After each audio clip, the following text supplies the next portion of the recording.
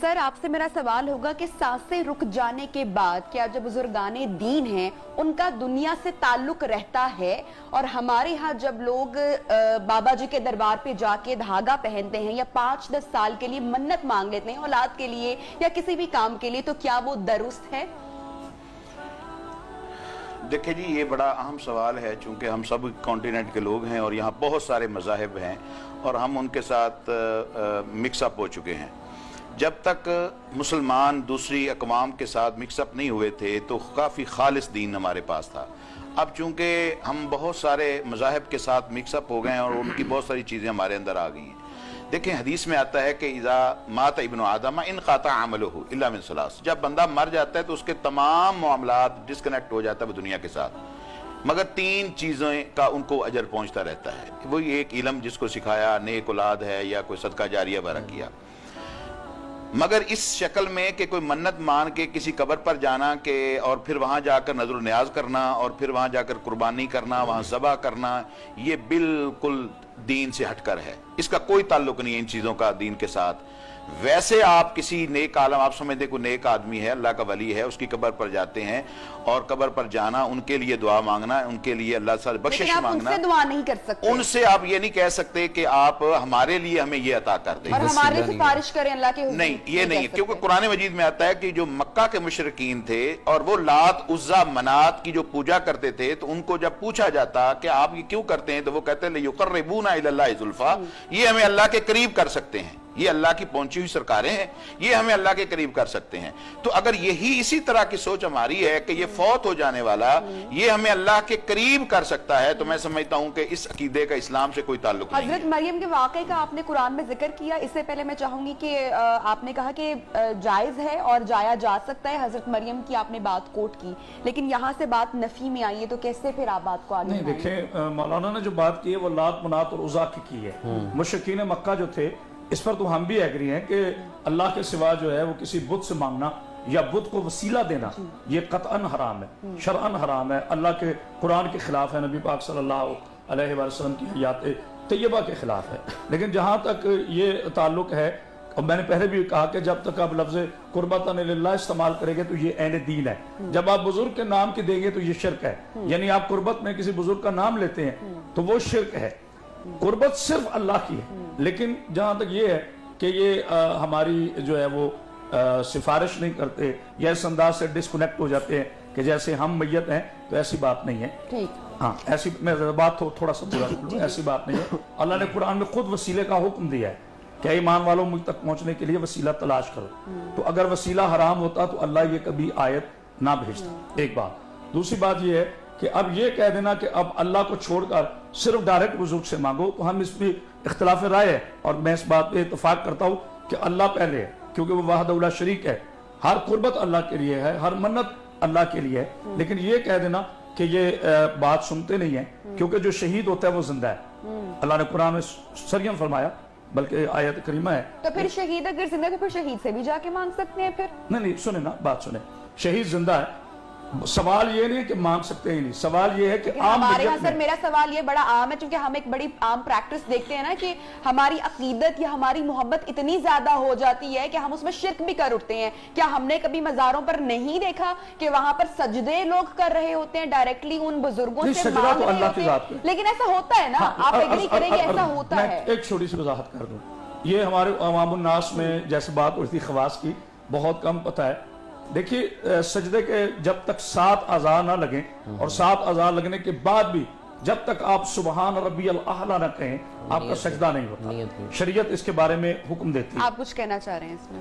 سب سے پہلی چیز جو ہے وہ یہ ہے کہ منت اور نظر کے حوالے سے بات ہو رہی ہے، تو عائشہ رضی اللہ تعالیٰ عنہ کی ایک حدیث ہے، فرماتی ہیں کہ نبی صلی اللہ علیہ وسلم نے یہ بات کہی ہے کہ کوئی شخص منت مانتا ہے، نظر مانتا ہے، تو اگر وہ شاعر اللہ کے خلاف نہیں ہے تو اسے پورا کرے، اور اگر وہ خلاف ہے تو اسے پورا نہ کرے، اس کا کفارہ دے دے، اور جو اس کا نظر کا کفارہ ہے، کفارۃ الیمین، وہ قسم کا کفارہ ہی ہے، یہ ایک الگ چیز ہوگی۔ دوسری چیز یہ ہے، صحیح ابو داؤد میں نبی کریم صلی اللہ علیہ وسلم سے ایک صحیح ایک حدیث ملتی ہے کہ ایک شخص آقا علیہ السلام کے پاس آیا اور اس نے آ کے کہا کہ میں نے دور جاہلیت میں اسلام قبول کرنے سے پہلے ایک منت مانی تھی, ایک نظر مانی تھی کہ فلاں جگہ پہ جا کے میں یہ قربانی کروں گا, تو آپ مجھے بتائیے کہ کیا مجھے وہ پورا کرنا ہے؟ تو آقا علیہ السلام نے اسے سوال پوچھے, اسے پوچھا کیا وہاں کبھی میلہ شلہ لگتا؟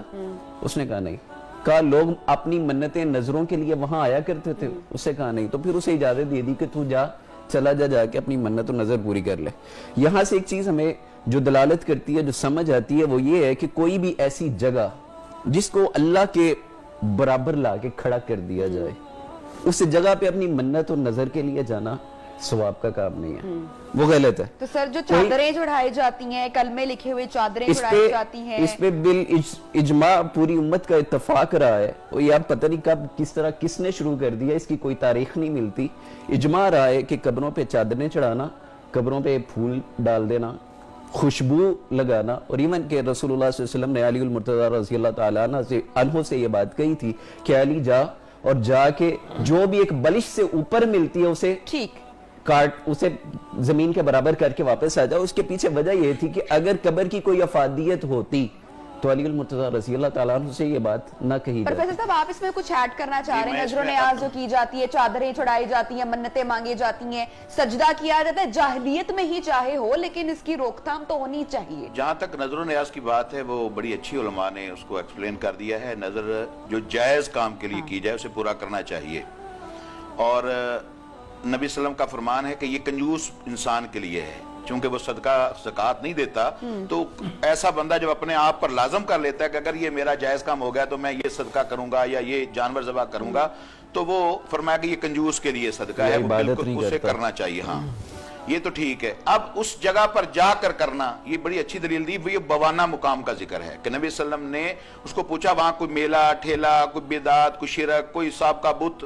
انہوں نے کہا یا رسول اللہ ایسا کچھ نہیں, ایک تاریخی مقام ہے. فرمایا جا اوفے بنظری کا, جا کر اپنے نظر کو پورا کرو. اب رہ گیا قبروں کے اوپر چادریں یا یہ ساری چیزیں.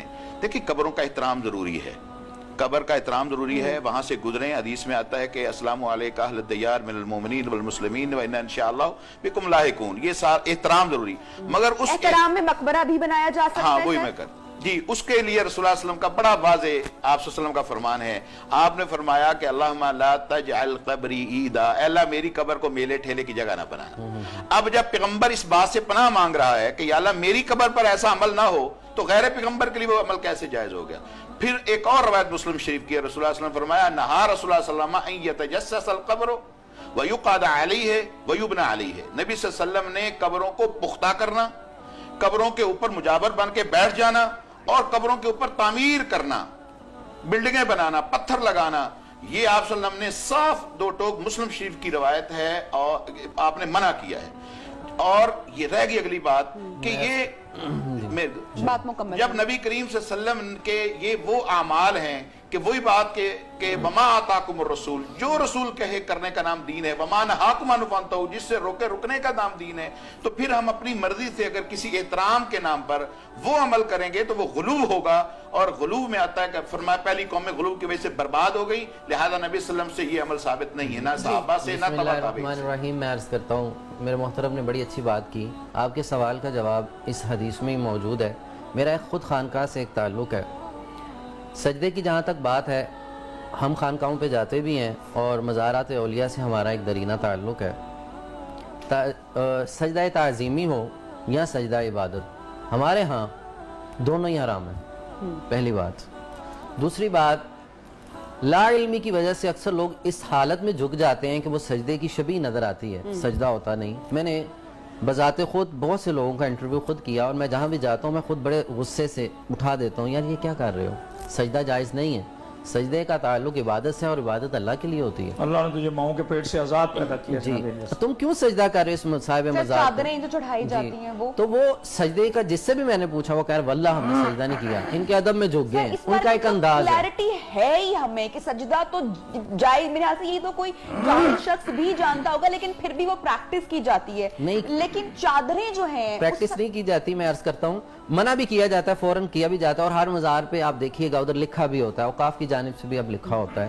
چادر کا جہاں تک تعلق ہے, चादर कोई गुनाह नहीं है, गुनाह नहीं है। गुनाह नहीं है, हरगिज गुनाह नहीं है। पर्दा है, एक पर्दा है इतराम उस में। साहिब मज़ार की इज्जत और ऑनर की वजह से कि आम आदमी और वलीउल्लाह में फर्क होना चाहिए, जब रब तआला ने रखा है आम आदमी में, जैसे अहले इल्म और जाहिल बराबर नहीं हो सकते, और एक देखें, एक अदुव्वुल्लाह है, एक है वलीउल्लाह, दोनों को मिक्स नहीं किया जा सकता। बुत अदुव्वुल्लाह है, ये जो अल्लाह का वली कामिल है, साहिब इरफान है, साहिब बसीरत है, ये अल्लाह वाला जिसकी सारी जिंदगी अल्लाह की मोहब्बत में गुजरी है, जिसने अल्लाह का दस तो दिया। यानी कि अब आप हमें देखिए, अहादीस की रूह से ये मिलता है कि जो अल्लाह का वली गुजरे या अल्लाह का जो नेक बंदा गुजरे, उसकी कब्र को पक्की करवा के वहां पर चादरी चढ़ाएं। चादर का ताल्लुक तो हदीस मुस्लिम में शरीफ ऐसा में कुछ मौजूद नहीं है है, कि कब्र मुस्लिम में है, मुझे- मुस्लिम में है कि उन्होंने हदीस का कहा पक्की की जाए, ऐसा कुछ नहीं मिलता। मुस्लिम में थोड़ा चादर का मिलता है। आप सल्लल्लाहु अलैहि वसल्लम ने हजरत साद रजी अल्लाह ताला अन्हु की कब्र पाक पर एक कपड़ा मिलता है, लेकिन ये जो बात की किबला, वो रवायत बता दें। जी मैं अर्ज करता हूँ, आप सल्लल्लाहु अलैहि वसल्लम तशरीफ लाए, उनकी कब्र से खुशबू भी आती थी, आप सल्लल्लाहु अलैहि वसल्लम ने उधर तवक्कुफ भी फरमाया, तस्बीहात भी पढ़ी।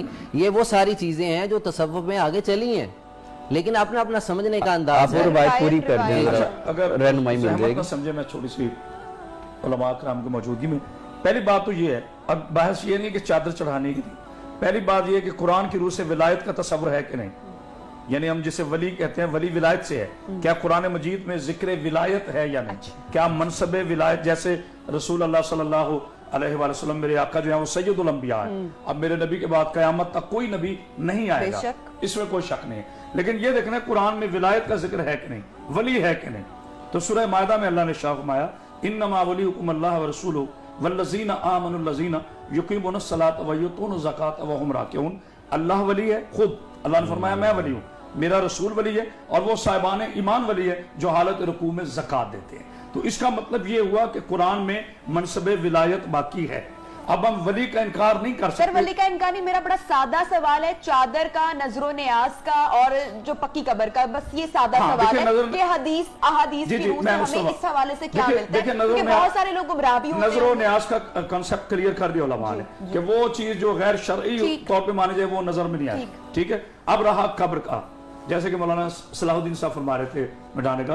अब अगर ये इन्होंने जाहिर पढ़ा होगा, मैं तो नहीं कहता कि नहीं पढ़ा, तो सियासता में ये भी तो मौजूद है कि नबी पाक सल्लल्लाहु अलैहि वसल्लम ने सहाबा किराम रिज़वानुल्लाह अजमाइन से ये फरमाया, बल्कि वाकया मिलता है, एक सहाबी आया, उन्होंने कहा कि या रसूलल्लाह मुझ पे तंग दस्ती है, तो आपने फरमाया कि अपने माँ बाप की कब्र पर जाके दुआ कर। तो उसने कहा कि हुजूर अगर मुझे कब्र याद ना हो, तो सरकार ने डांट दिया।